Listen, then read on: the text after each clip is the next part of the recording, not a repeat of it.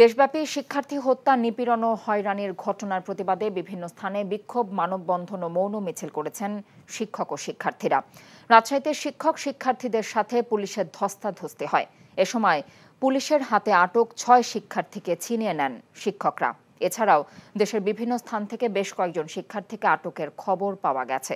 বিস্তারিত আহমেদ শরীফের ডেস্ক রিপোর্টে।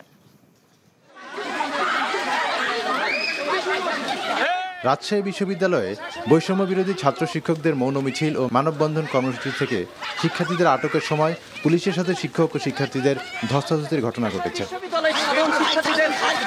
এ সময় পুলিশের কাছ থেকে আটক ৫ শিক্ষার্থীকে তাৎক্ষণিকভাবে ছিনিয়ে নিয়েছে উপস্থিত শিক্ষক শিক্ষার্থীরা। পরে শিক্ষকদের পাহারায় ক্যাম্পাস ত্যাগ করে বৈষম্য বিরোধী শিক্ষার্থীরা। এটা কোনো ভালো দৃষ্টান্ত হলো না। আমরা শান্তিপূর্ণ মিছিল করছি, আপনারা আবার হামলা করেছেন।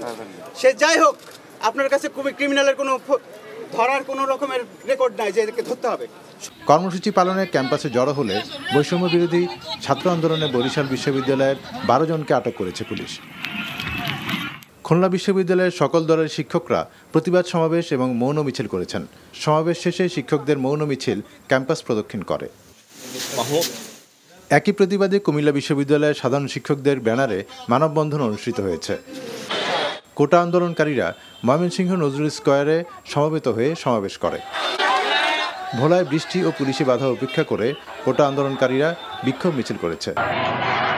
কেন্দ্রীয় কর্মসূচির অংশ হিসেবে বগুড়ার উপশহর এলাকায় বিক্ষোভ মিছিল ও সমাবেশ করেছে বৈষম্য বিরোধী ছাত্র সংগঠন।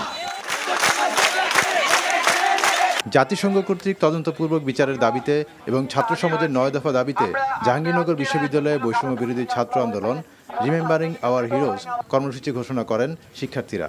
তাদের সাথে যোগ দেন বিভিন্ন বিভাগের শিক্ষকরা। কোটা সংস্কার আন্দোলন চলাকালে ছাত্র জনতার উপর নির্বিচারে গুলিবর্ষণ ও হত্যা এবং রাষ্ট্রীয় স্থাপনায় নাশকতার প্রতিবাদে যশোরে মানববন্ধন কর্মসূচি পালন করেছে উদীচী যশোর জেলা সংসদ।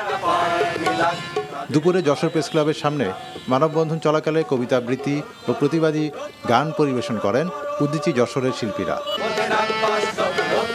আহমেদ শরীফ, NTV নিউজ ডেস্ক।